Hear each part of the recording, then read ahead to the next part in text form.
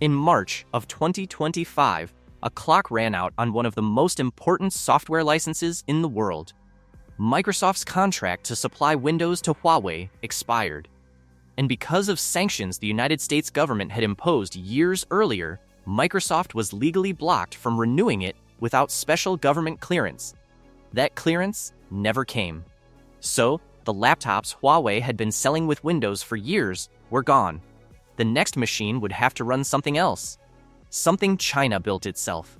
Something with no licensing fee owed to any American company, no foreign kill switch, no renewal negotiation that a government in Washington could simply refuse. When a country's own government tells its allies to block a piece of software before it spreads, that is not routine competition. That is fear on letterhead.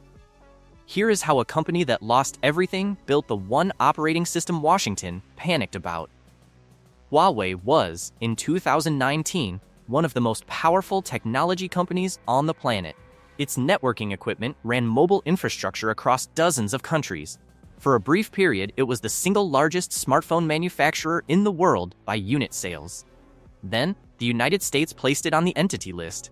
In plain terms, that meant American companies could no longer do business with Huawei without obtaining a special export license from the government. The effect was immediate and severe. Google had to cut Huawei off from Google Mobile Services, the invisible engine behind the Play Store, Gmail, Maps, and essentially every app a normal smartphone user expects to find. Huawei's overseas phone sales began collapsing almost at once. But that was only the first door to close. Huawei's laptops depended on Windows. They depended on Intel and AMD processors. Both of those supply chains ran through American companies. No single ban hit Windows in one dramatic moment the way Google cut off its services. Instead, Huawei faced a slow, grinding squeeze, licensing uncertainty, chip access restrictions, an ever-tightening set of rules with no visible end date. For a company planning years ahead, that kind of open-ended pressure is as dangerous as an outright ban. You cannot build a roadmap around a license that might not be renewed. The company's leadership reached a conclusion that changed everything. The problem was not losing Android. The problem was not losing Windows. The problem was depending on technology that someone else could take away. So, they decided to build their own. Building an operating system from nothing is one of the most brutally difficult engineering tasks in technology. You are not improving something that already exists. You are writing millions of lines of code to handle memory, security, file management, device drivers, app support, networking, updates, every layer of the machine, from the moment it switches on to the moment it sleeps.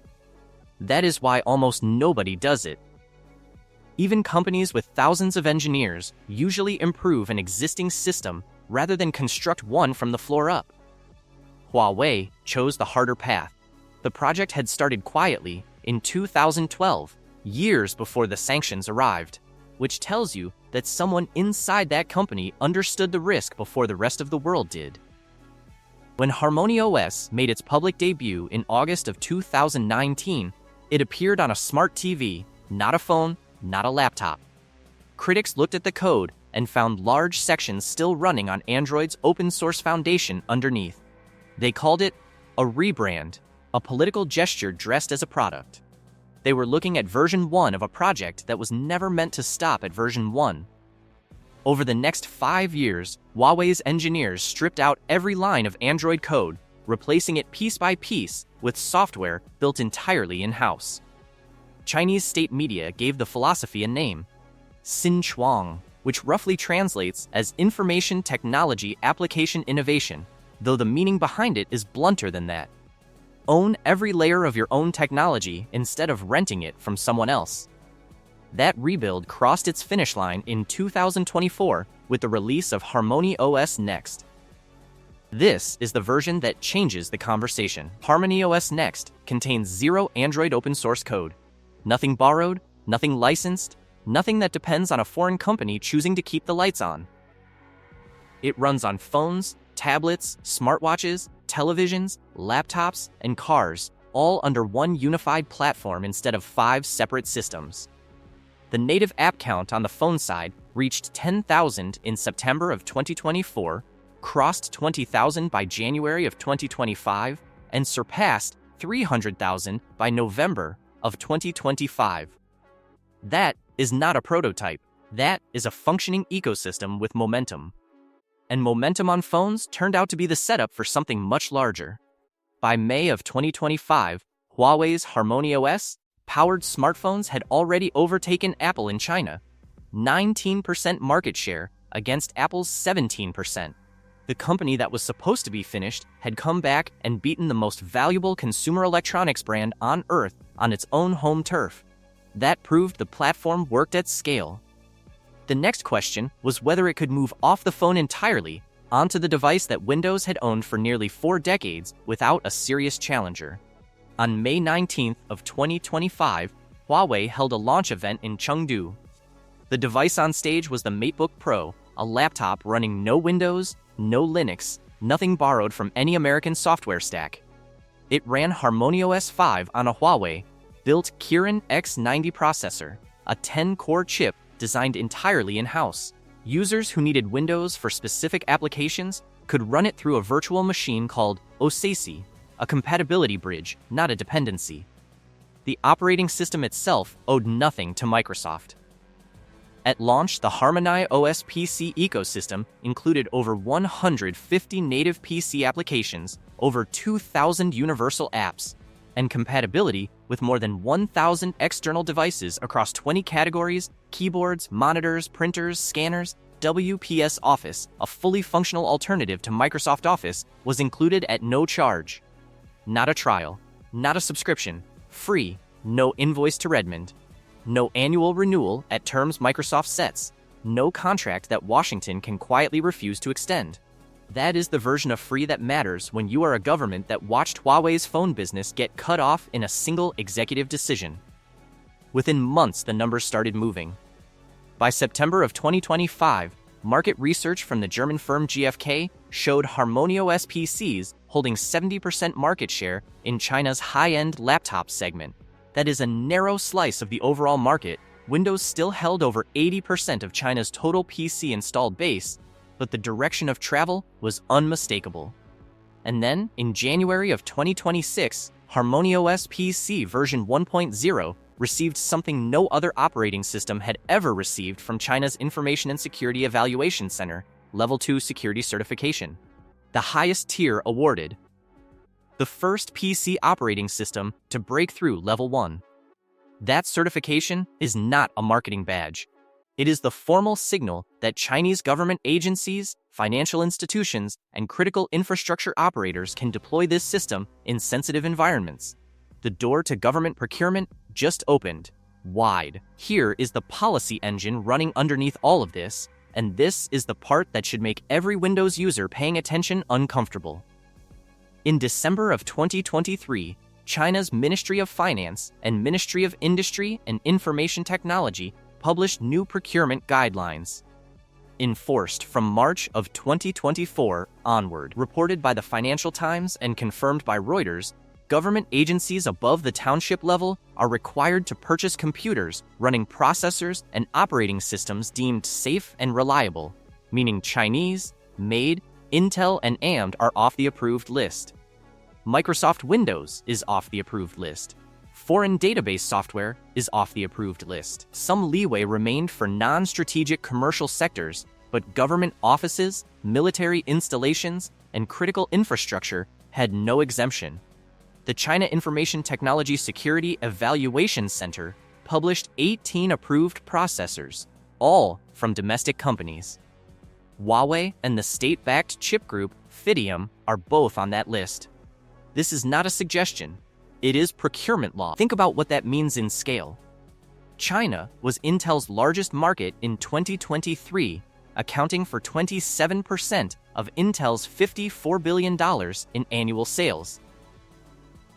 That customer base just received a formal directive to stop buying Intel. The replacement has to come from somewhere. HarmonyOS and its government security certification put it at the front of that line. And the Windows 10 end of support deadline that hit in October of 2025 added a final pressure. Hundreds of millions of machines across China needed upgrading regardless. Beijing made sure organizations used that upgrade window not to renew Windows licenses, but to cut them. One upgrade cycle turned into a structural exit. At this point, two members of the United States Congress apparently decided the situation had become serious enough to go on record. On May 16th of 2025, Republican John Moolenaar and Democrat Raja Krishnamurthy, the chairman and ranking member of the House Select Committee on the Chinese Communist Party, sent a letter to Secretary of State Marco Rubio, Commerce Secretary Howard Lutnick, and Federal Communications Commission Chairman Brendan Carr. The letter called on the U.S. government to fully examine HarmonyOS's architecture and codebase. It called for coordinating with allies and partners worldwide to prevent HarmonyOS from becoming embedded in devices. It warned that the operating system could contain backdoors designed to facilitate espionage. It described Huawei, in their words, as among the worst of bad actors, sitting simultaneously on the Department of Commerce Entity List, the FCC's covered list, and the Department of Defense's list of Chinese military companies. Now, Huawei denies every surveillance allegation. The architectural claims in that letter have not been independently verified by public forensic analysis. What has been verified is that two legislators from opposite parties on a committee that almost never agrees on anything felt urgent enough about a piece of software to alert three cabinet-level officials and ask them to warn American allies. That is documented on the record institutional fear. Whether the specific technical claims are valid, the political reaction is real. And for this audience, people who already know that software running on your machine can see everything you do. The question the letter raises is the right one. Who controls the operating system controls the machine. The difference is that for millions of people watching this right now, the operating system on your machine is made by a company in Washington state that has already shown it will install apps without asking, push updates that brick hardware, and collect telemetry you never agreed to. At least with that one, you know whose agenda you're on. So where does this land? HarmonyOS PC sold 141,000 units in 2025, a rounding error against the global PC market of hundreds of millions. But analysts now project that number reaching 1.4 million in 2026, a tenfold increase, happening while the global PC market contracts by 12% overall. The desktop PC built for enterprise deployment is expected to launch this September. Zhu Dongdong, president of Huawei's consumer tablet and PC product line, confirmed at Huawei's developer conference in June of 2026 that commercial desktop units would enter trial testing by July or August. Those units target government offices, financial institutions, and sectors handling sensitive data, precisely the sectors the government procurement mandate is steering away from Windows. Huawei is not trying to conquer the global PC market. It does not need to. The strategy is tighter and more surgical than that. Lock in the Chinese government upgrade cycle. Win the enterprise deployments that the procurement mandate is already directing toward domestic alternatives. Use that captive market of over 1 billion potential users to build an app ecosystem and a developer base that makes the platform self-sustaining. Then, in the regions where Huawei has spent a decade building telecom infrastructure, Southeast Asia, the Middle East, parts of Africa, Latin America, governments that already trust Huawei to run their towers will face much less friction when the offer turns to office computers.